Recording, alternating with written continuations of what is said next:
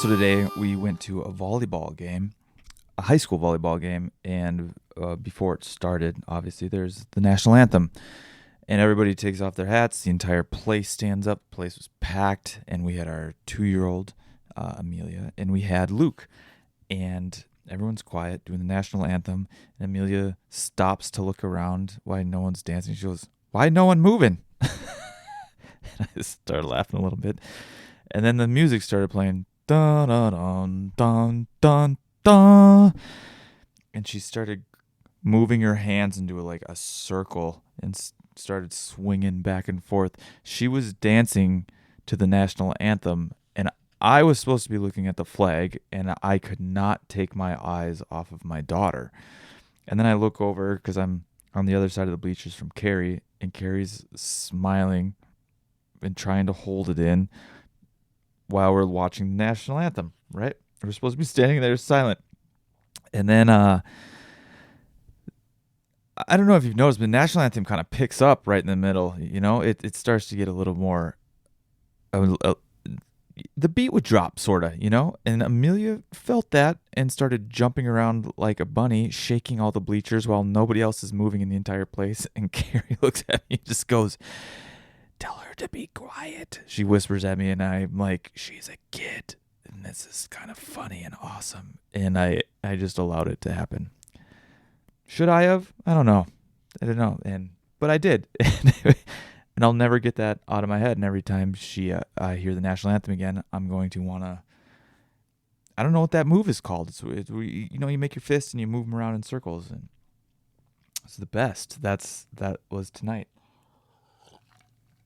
Which is kind of perfect because all week I've been thinking about how we are the meaning makers. You know, we assign meaning to everything.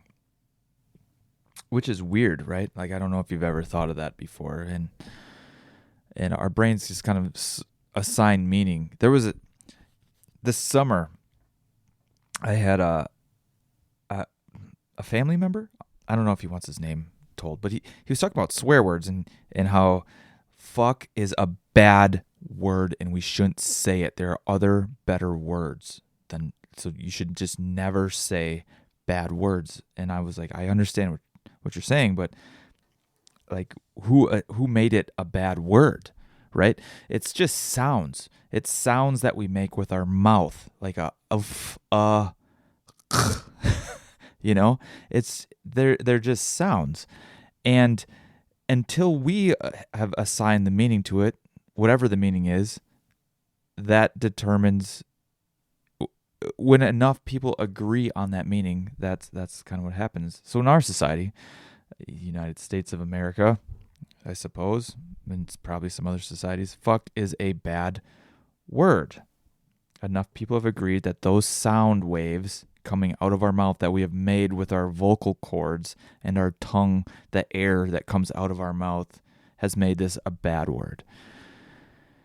And I told him we assign the meaning, and I took the argument of it depends how you use it, right?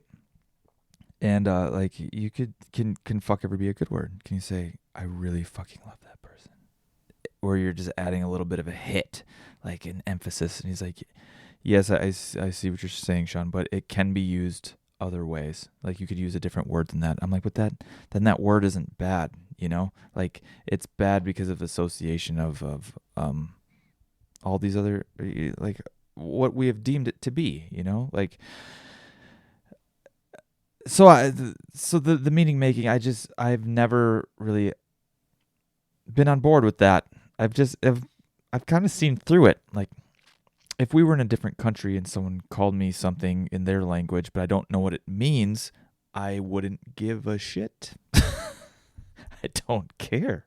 I don't care what they say about me and scuba dabba doobie dabba doo. Like, what the fuck does that mean? All I've heard is Scooby Doo in there, you know? And it's a good cartoon sometimes, you know? And so the meaning making thing's very strange. And that's kind of a good example I have. And to his credit, he went down a deep, dark rabbit hole of searching what it means to his beliefs, and we both kind of, I was like, oh, I understand where you see it from the Christian religious side of things. And he's like, and I've never even thought of it just being sound that comes out of your mouth, and humans have assigned meaning to it. It has nothing to do with religion or anything like that. I was like, okay, cool. That was great. We both kind of grew from this situation. And I don't know. I found it kind of cool that happened. But yeah, I've had this question for a long time. There was a time in college where I just wanted to explore this more. So during speech class, I literally just did the 7 words you couldn't say on TV with George Carlin, just to see if I could get away with saying it. Because in speech class at that time, they were saying you cannot use swear words in speeches. And I was like, let me fucking find a way to do it. So at 8 o'clock in the morning, I'm thinking I'm doing the George Carlin stand-up routine of the 7 words you can't say on TV, and everyone's going to laugh. So I start busting out shit, piss, fuck, cunt, cocksucker, motherfucker, and tits. And I told him tits shouldn't even be on the list, man. And I don't even remember how I said it. I was like, tits sounds more like a snack, you know? He's like, oh, they are. And I'm just thinking I'm gonna get like a laugh or two, and not realizing it's 7:30 in the morning. And there was a blizzard outside the night before, and everyone had to walk to school. Nobody wants to be there. So, you choose your audience. So if I was doing a stand-up routine, I bombed pretty hard, and it was hilarious for me personally just to do that. But yeah, this whole idea has been kind of wild. And watching Amelia dance at the national anthem is kind of that same idea. We're all standing up and we're doing this thing that we have all agreed to do in this country for this song. And this 2-year-old doesn't know what the heck is going on. She just hears a funky jam, which is what it was to her, which is why she was dancing, which is kind of awesome. And it's weird, right? It's weird we all do that. And we can't, and it doesn't feel like we can question it, right, without getting yelled at or something along those lines. And with all this stuff in the past couple years of people kneeling during the national anthem, and it's kind of strange to me. We have assigned that meaning, and it seems like when we don't agree on the meaning, that's where things get weird. Where the kneeling thing's kind of interesting, where you have someone kneeling over the national anthem to talk about police brutality and racism. And then you have the other side who's like, my brother died for this country and my father died for it too. You're like, ooh, yeah, those are totally different things that this represents, and there isn't agreement on it. And that's causing conflict.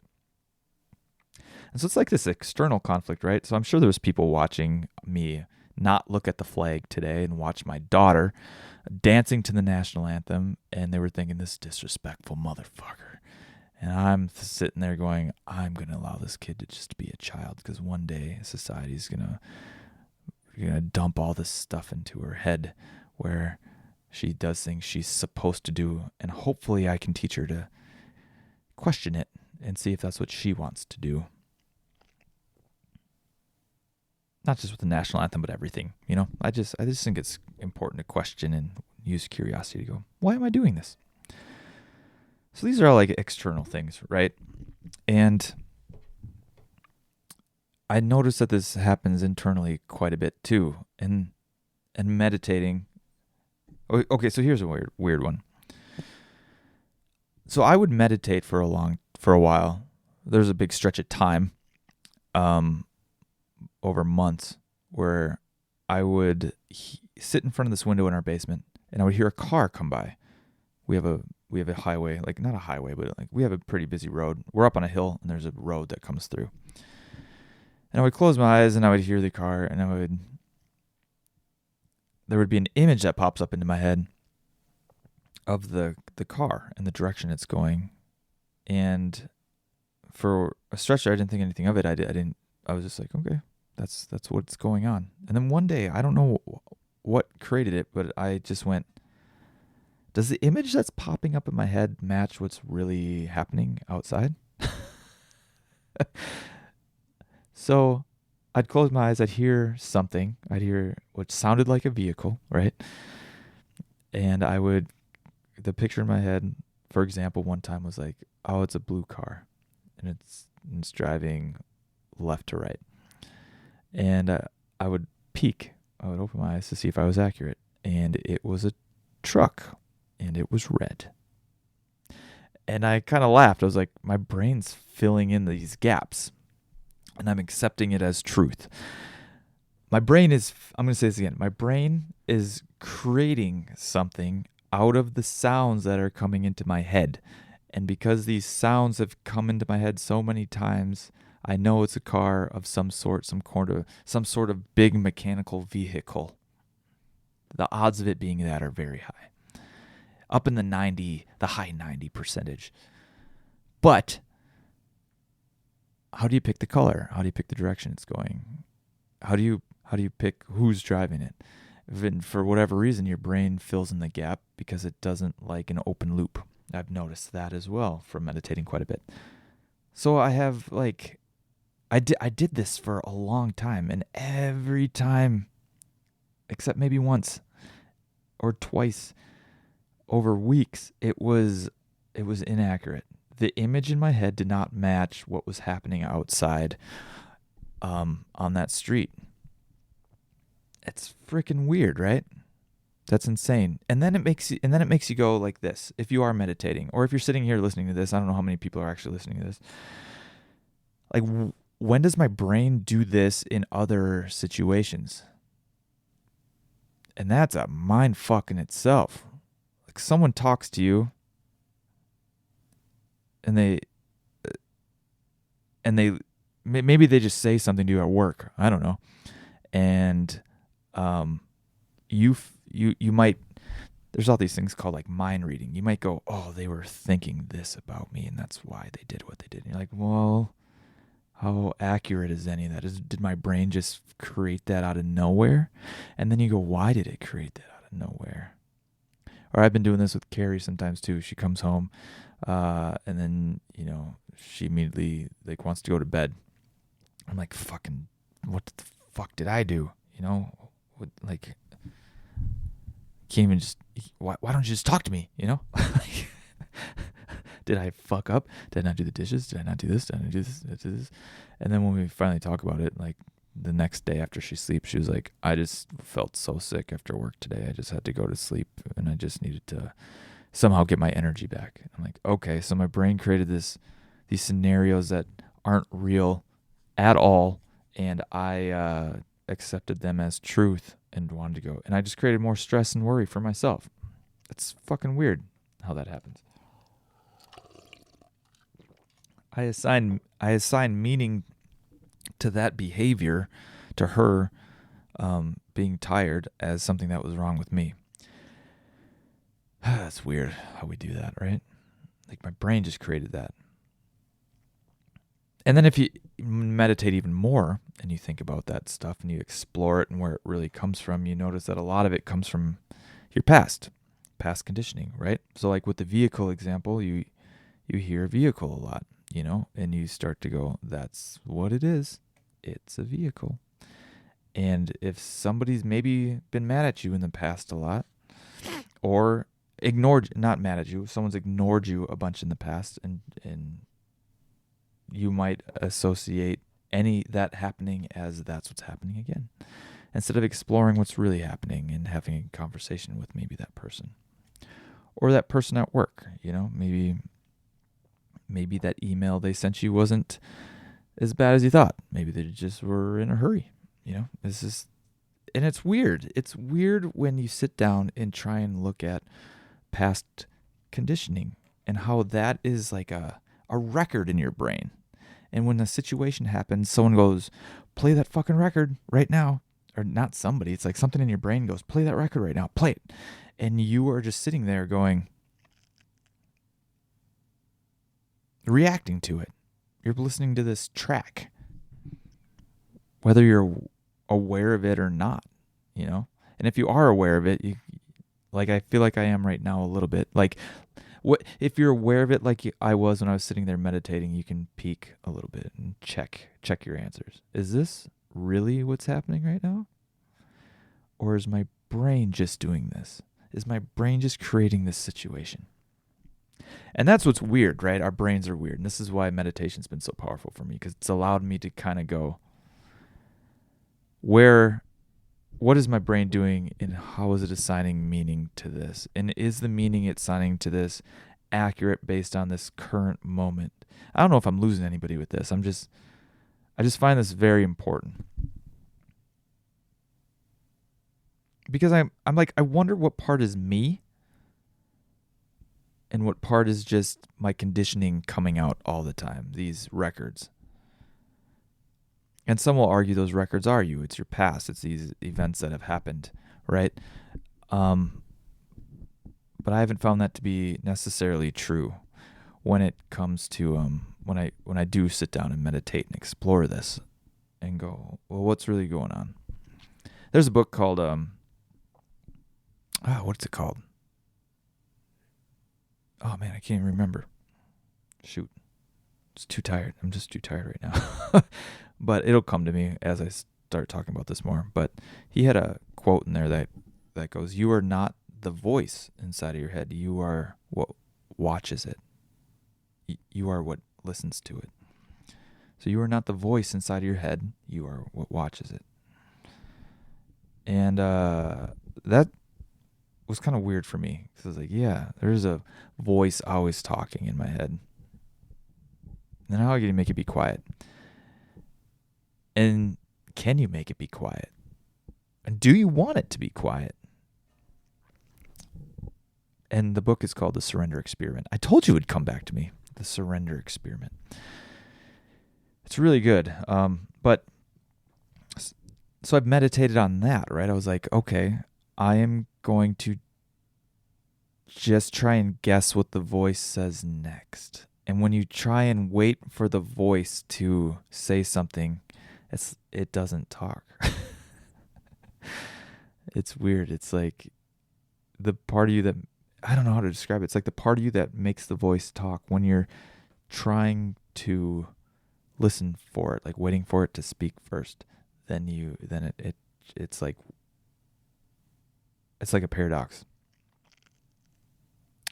I wish I could have everyone have this experience. It's very strange. If you're sitting there and you just go, oh, the voice is talking. And then you go, oh, I just commented on the voice is talking.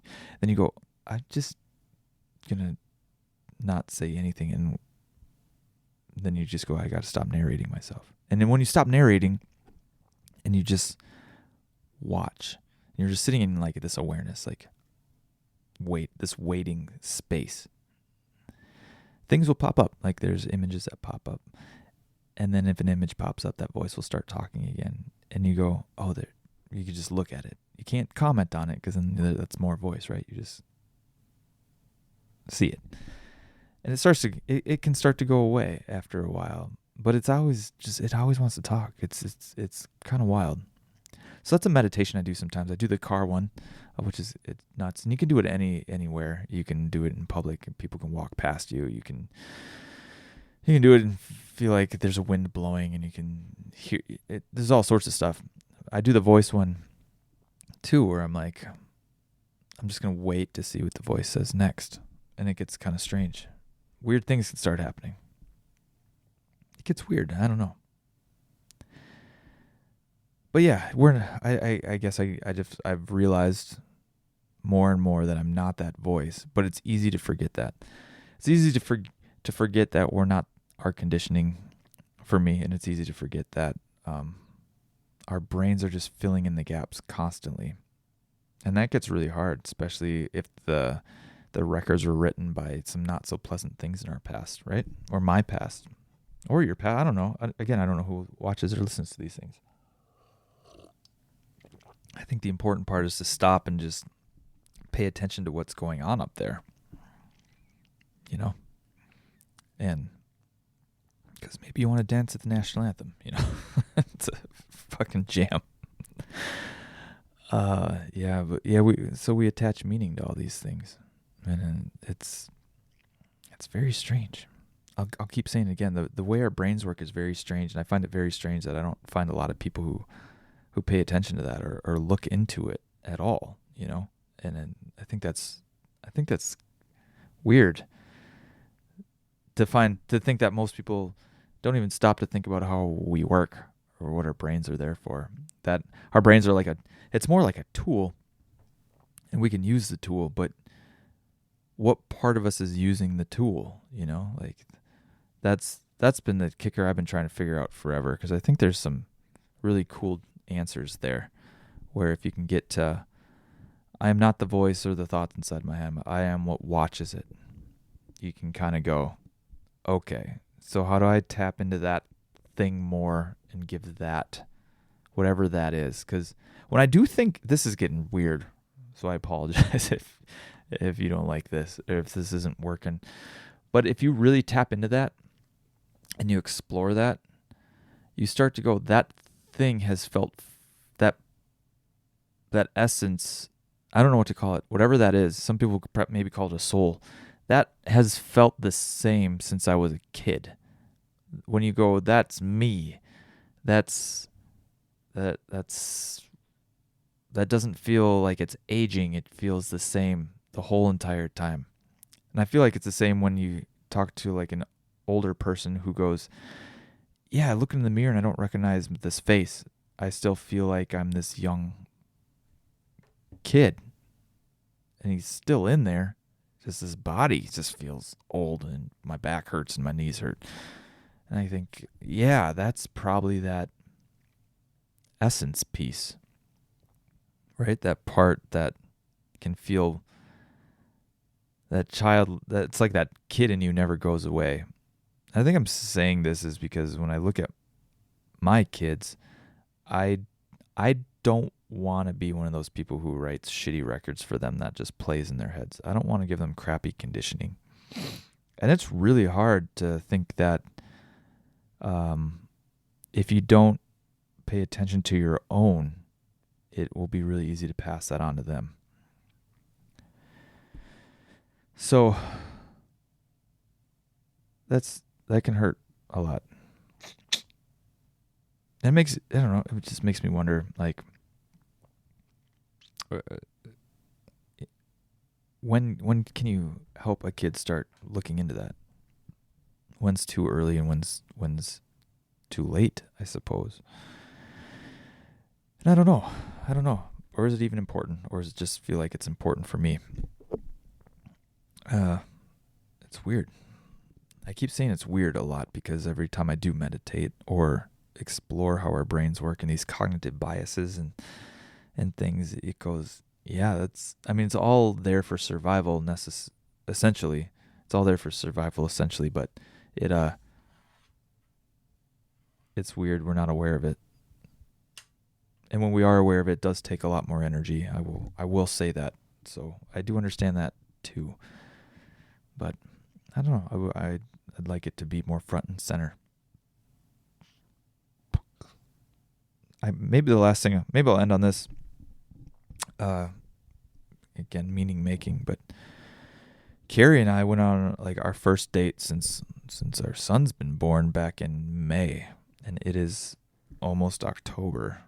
It's the end of September, and it feels like, as parents, maybe I just feel like this. I don't know if I should even talk about this, because maybe this is just how I feel, that it's been really hard to connect with my wife, because I think we're both just into, let's make sure our kids don't die. Let's just do all the things we're supposed to do, and they're very demanding of your time and energy. And even when we got tickets to Louis C.K., we were both like, I don't know if I can leave my kids that long. It's like, it's hard. You just want to be around them all the time. And long story long, it gave us a really good place to talk. I shared some things about how hard it is, how I feel like a crappy parent, and then how a lot of times I feel like the kids would be better off without me. She would be better off without me. Like, I have all these thoughts, right? And I know a lot of it's from this perfectionism part. Like when I think back of the things that hurt that when I'm parenting on, I seem to ignore all the good things that are happening too. So there's probably like 98%, 99% awesome, good stuff. And then it's like, oh, that 1%. That, and then again, meaning making, I kind of go, I shouldn't be a parent because of that one thing that happened. That's weird. And it allowed us to talk without kids and without being tired, with being a little excited to go to this thing. And we went to this show. Again, our first date was going to a stand-up show, so stand-up's just kind of like our jam. It's always just been our thing. First date, and and so on and so on.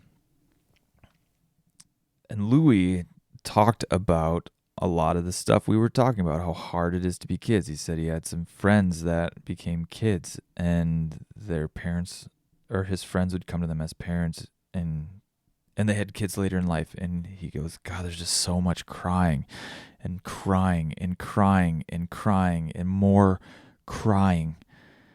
And then the kid starts crying, and then there's even more crying. And it's like, yeah, that's exactly how it feels sometimes. And I don't know. It was good. There's one joke I want to say in here, and I know this is like against stand-up comic rules, but he says, remember when your parents would say, you need to eat all their food? Let me try that again, because now I feel like an idiot. He's like, remember when your parents would say, you need to eat all of your food because there's starving children dying in Africa? Surprise! They weren't dying of starvation. They were dying of AIDS. I laughed way too hard at that joke. So he also went on to add that it doesn't matter how much he ate. So joke's on them. Funny kid joke right there. But yeah, we got done. I laughed really hard. Carrie laughed really hard. And we talked the rest of the way home. We had like an hour to this show. And it felt good.